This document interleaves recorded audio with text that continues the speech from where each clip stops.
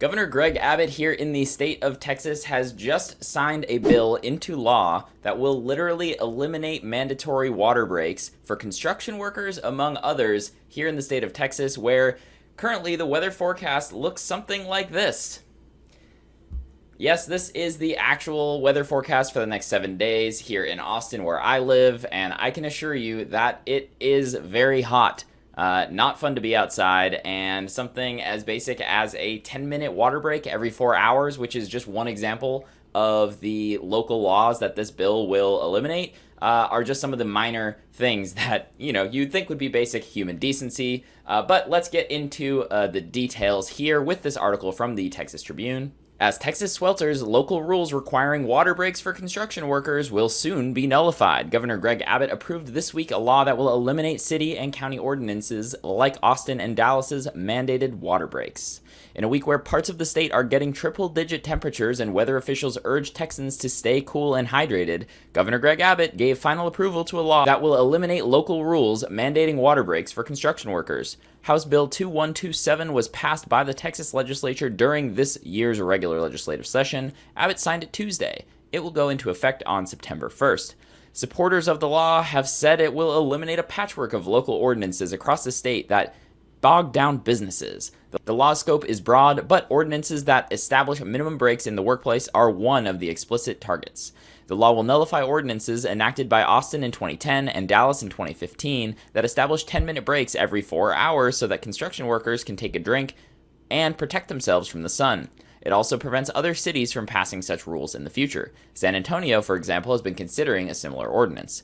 Texas is the state where the most workers die from high temperatures. Government data shows at least 42 workers died in Texas between 2011 and 2021 from environmental heat exposure, according to the U.S. Bureau of Labor Statistics.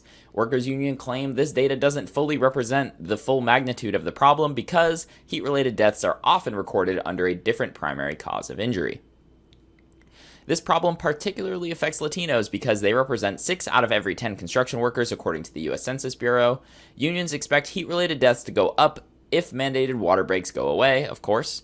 Construction is a deadly industry. Whatever the minimum protection is, it can save a life. We are talking about a human right, said Ana Gonzalez, Deputy Director of Policy and Politics at the Texas AFL-CIO. We will see more deaths, especially in Texas high temperatures. The National Weather Service is forecasting highs of over 100 degrees in several Texas cities for at least the next 7 days. One last bit here. Heat waves are extreme weather events, often more dangerous than tornadoes, severe thunderstorms, or floods. High temperatures kill people, and not just in the workplace. Last year, there were 279 heat-related deaths in Texas alone. 279 heat-related deaths in the state of Texas. So here in the state of Texas, instead of using the precious time allocated to the state legislative sessions, there are only one every other year here in the state, instead of using it to solve real problems like making sure folks have health care, we don't have folks, unfortunately, living unhoused in the state, including veterans. There is absolutely a crisis going on at the border, a human suffering crisis going on that has been wholly ignored, and in some cases by the governor of Texas made worse in many cases, the human suffering element of it, speaking of. Instead of trying to solve some of these real problems, they are spending time making it so that local governments can't pass ordinances that have overwhelming support amongst these local communities, and instead having the big bad state government essentially telling everybody what they can do. It seems a little weird considering these are mostly small government conservatives in these roles, essentially saying that the small governments can't do anything. That makes sense, right? I didn't think so. Let's take a look, though, at some of the broader implications of all of this with what is going on here beyond just water breaks, because, again, this bill covers a whole lot more than just that. Texas House approved sweeping limits on local regulations in GOP's latest jab at blue cities. In a major escalation of Republicans' efforts to weaken the state's bluer cities and counties, lawmakers in the Texas legislature are advancing a pair of bills that would seize control of local regulations that could range from worker protections to water restrictions during droughts. A bill backed by Governor Abbott and business lobbying groups, House Bill 2127, would bar cities and counties from passing regulations and overturn existing ones that go further than state law in a broad swath of areas including labor, agriculture, natural resources, and finance.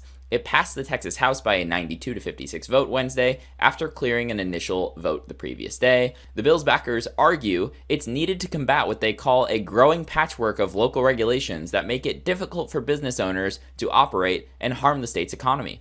Texas's economic growth and jobs are overwhelmingly concentrated in the state's urban areas. We want those small business owners creating new jobs and providing for their families, not trying to navigate a Byzantine array of local regulations that twist and turn every time they cross city limits, said State Rep. Dustin Burrows, the Lubbock Republican carrying the bill in the House. Yes, water breaks, very Byzantine to require 10-minute water breaks every 4 hours. That seems like a massive hurdle these businesses are going to need to jump through. HB 2127 is one of several bills that Republicans filed this session to prevent cities and counties from enacting new progressive policies. For example, the bill would block local ordinances designed to provide more benefits to workers, such as mandatory paid sick leave, like they have basically everywhere else in the world, every other developed country in the world, though the state's courts have already halted such city rules and eliminated mandated water breaks for construction workers in Austin and Dallas. The bill's opponents, which include Democrats, local leaders, advocates for low-income workers, and environmental groups, see a major power grab in the making that would prevent local officials from responding to their community's needs. Representative Chris Turner, a Grand Prairie Democrat, blasted the bill as unconstitutional as House lawmakers debuted it on Tuesday. Texas is unique and our communities are diverse, he said. A cookie-cutter, one-size-fits-all approach simply does not work for our vast and complex state. Just to come full circle, unfortunately, this is nothing new for Greg, champion of small government, fighter for the little guy Abbott. Back when he was the attorney general here in the state of Texas, he fought tooth and nail against the Obama administration, making sure that these federal laws that they were passing, federal rules that they were passing, had no impact on state law here in the state of Texas. Let's take a look back at this article from back in 2017, which is still very relevant today. The end of local laws? War on cities intensifies in Texas. Governor Greg Abbott, an outspoken critic of federal overreach, recently suggested that his state should adopt a ban across the board on local regulations. As Attorney General of Texas, Greg Abbott made a name for himself by fighting the federal government and suing the Obama administration 31 times. As governor, Abbott has found a new enemy, local governments. Ooh. And in recent days, he's raised the stakes in that war. Texas has a reputation for blocking local laws that contradicts its hands-off approach to regulation. In 2014, for example, the oil-friendly state sued a town that voted to ban fracking, and then later passed a law preventing other cities from doing the same. For us to be able to continue our legacy of economic freedom, it was necessary that we begin to speak up and propose laws to limit the ability of cities to Californiaize the state of Texas, said Abbott at an event with the Texas Conservative Coalition Research Institute last month. As state lawmakers gather for their biennial session this spring, they're weighing whether to rein in localities that ban plastic grocery bags. How dare they? Extend civil rights protections to LGBTQ residents. Ugh, they should definitely not have civil rights. Discourage corporations with federal immigration authorities. Impose driver screening requirements for rideshare companies. And regulate the chopping down of trees. Ugh. Those types of clashes, particularly between the liberal cities and conservative states, are increasingly common throughout the country, in part because Republicans have a historically high level of control over state governments. But in Texas, Abbott now suggests that instead of spending time and money battling these issues individually, the state should issue a ban across the board on municipal regulations. One strategy would be for the state of Texas to take a rifle shot after rifle shot after rifle shot approach to try to override all these local regulations, Abbott explained to the conservative audience last month.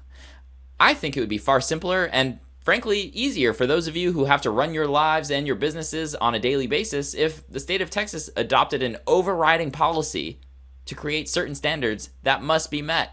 That sounds like small government to me, right? Creating an overriding policy that, makes it so that localities can't do anything, can't govern themselves at all. Such a great small government conservative idea from the governor of Texas, Abbott. Again, this is from back in 2017. He's got a history of doing this sort of thing as attorney general, fighting against this. And now failing to look at himself in the mirror and seeing exactly what he's doing. And again, it's not just water breaks and some of the other things that they've outlined in these articles. There is a whole bunch of hypocrisy coming from the right, including from Greg Abbott, on so many of these issues. One of the examples that comes to mind that's been unfortunately popular in the last couple months has been on the issue of trans rights, especially families with trans kids. Somehow people on the right have been fooled by conservative leaders that the government knows better than parents about what they should do with their children. They're governors like DeSantis as well, putting this under the guise of, this is parental rights. We're offering you parental rights here. When in fact, it's the exact opposite of parental rights. You're taking away abilities for parents to make decisions about what they think is best for their kids, to make decisions about what they think their kids should be exposed to, about what books their kids might be able to read, about what events they might be able to take their kids to. Now, if you don't want your kid to be exposed to that, by all means, don't take them to an event that you full well know what you're going to. By all means, don't offer surgery to your child until they turn 18 if they're, again, they could be unfortunate in some cases, but it's not the government's role to come in and force one way or the other. And that's essentially what's happening here. The government is taking away these decisions from parents to do what is best for their kids. If you would have told anyone a decade ago that conservatives would have a stance somewhere saying the government knows what's best for your kids, you'd think you'd be in La La Land. But here we are, 2023, and these are exactly the types of things that are being debated and discussed. It's beyond me. This one, though, just feels very egregious. I know this is just like one implication of the bill, but water breaks in one of the hottest states in the country, a part of the country where there are lots of massive wide roads where these construction workers are working on that are even hotter than the temperatures like we showed you at the beginning. I mean, this week alone, we're looking at multiple days at like 105 degrees. That's not what it's going to be when you're standing on black tar in the direct sun all day. You wonder why the number of construction workers who have died of heat issues is so high. That is only going to go up if you are doing things like removing mandatory breaks.